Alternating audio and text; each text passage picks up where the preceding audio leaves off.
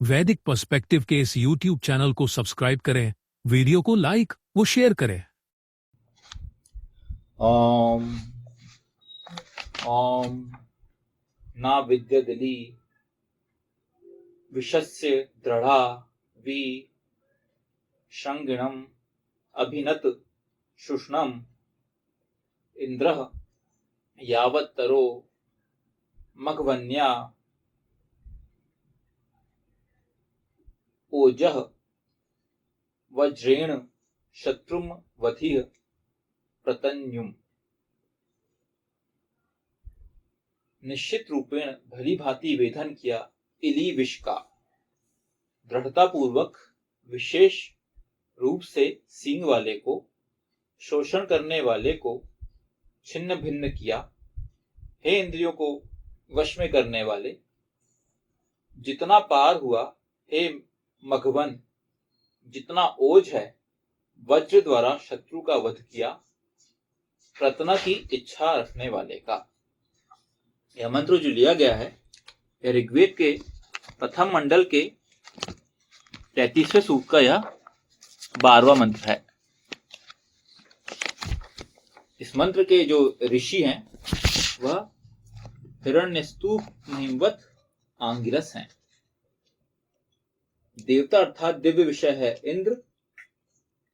छंद है 12वें मंत्र का निचत निचत त्रिष्टुप और स्वर है त्रिष्टुप ध्यवत। इस मंत्र में टोटल 5 फुटनोट हैं, 6 फुटनोट हैं इसमें। पहला फुटनोट है निश्चित रूपेण भली भांति वेधन किया इली विष का, निह अविद्यत इली विषस्य।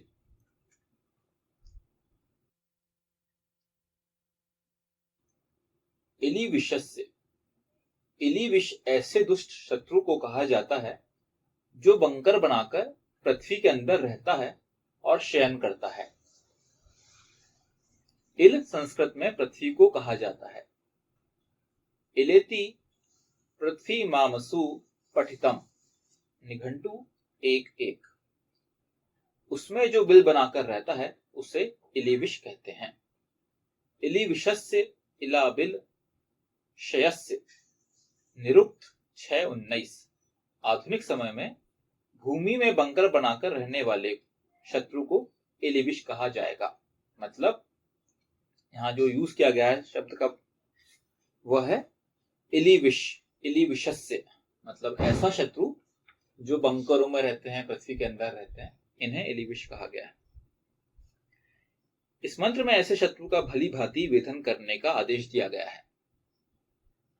जो भी शत्रु इस प्रकार छुपकर सुरक्षित स्थान बनाकर रहते हुए शत्रुतापूर्ण कार्य किया करते हो, उसको भली भांति खोजकर ढूंढकर समाप्त करने की आवश्यकता है। उसके ऐसे ठिकानों को नष्ट करने की आवश्यकता है। इस मंत्र में ऐसे शत्रुओं का निश्चित रूपेण वेधन करने का आदेश दिया गया है, अर्थात इस विषय में लापरवाही ना बरती जाए, उन्हें सामान्य शत्रु ना समझा जाए, उन पर विशेष रूप से ध्यान देकर सुरक्षित बंकरों को नष्ट किया जाए। तो जो पहला ये मंत्रांश है, नी अविद्यत इली विषस्य, ये आज भी पूरी तरह से सही बैठता है। क्योंकि जब कोई व्यक्ति जिसके पास पावर रहती है और वो अगर अपनी पावर का यूज नहीं, उसको मिसयूज बोलना चाहिए, अगर पावर का मिसयूज करना स्टार्ट करता है और वो अगर प्रजा को, जो लोग हैं, जो अपने देश का अगर राजा बन के बैठा हुआ है, अपने आप को राजा घोषित कर दिया है, तो ऐसे जो लोग जो अत्याचार करते हैं लोगों पे, पहली बात तो इन्हें वेद कोई अधिकार देता नहीं है कि आप ऐसा लोगों पे अत्याचार कर सकते। तो ये जब लोग इतने पावरफुल होते हैं और पावर के बाद जब कहीं ना कहीं उनकी पावर शिफ्ट होती है, तो देखेंगे आप यही लोग फिर छुप के बैठते हैं, बंकरों में घुस जाएंगे, ऐसे जाएंगे कि इन्हें अपनी जान की सबसे ज्यादा फिक्र रहती है, फिर वो निकलते नहीं वहां से, तो वो पूरी तरह बैठेंगे। आपके पास एग्जाम्पल है ऐसे, आप वो इसका एग्जाम्पल ले लीजिए, सद्दाम हुसैन। सद्दाम हुसैन का अगर आप पढ़ेंगे उसके बारे में कहाँ पे था, तो उसका ऐसा था कि वो 6 फीट का ऐसा लंबा और ऐसा 6 फीट का ऐसा चौड़ा ऐसा एक बंकर में घुसा हुआ था। इसमें सिर्फ एक पतला एक आदमी घुस सकता है घुसने के टाइम में, और सामने एक छोटा सा एक गोला सा हवा का निकल, जिससे कि आप ऑक्सीजन आ सकती है। अंदर वेंटिलेशन था, और वो ऐसा था लेट चौड़ा ऐसा टाइप से था जिसमें कि एक 6 फुट का आदमी लेट सकता है, ऐसा बंकर था उसका। और ऐसे बंकर को ढूंढ के फिर वहां पे इन्होंने स्ट्राइक किए थे। सेम कहानी आप देखेंगे ओसामा बिन लादेन की थी। लादेन को भी वहां पे पाकिस्तान में कहीं तो ऐसे बंकरों में मिला था, वहां पे करा दिया। तो क्या ये लोग फिर क्या होते हैं, ये फिर छुप के बैठ जाते हैं। तो पॉइंट ये है, ये जो वेद मंत्र है, मंत्रांश है, ये हमेशा से है। वेद को हम बोलते हैं वेद हमेशा से ही सृष्टि के नियम। चलिए हम मान के चलें, लिखित फॉर्म में मान के चले हम, अगर ये सतयुग में आया हो, वेद को तो सतयुग में आया वेद, वेद तो आइडियली तो सृष्टि की व्यवस्था हमेशा से रही है, लेकिन लिखित फॉर्म में अगर सतयुग से है, तो सतयुग के बाद आज कलयुग चल रहा है। इसके बारे में कितने सतयुग को कितने कलयुग आ चुके हैं।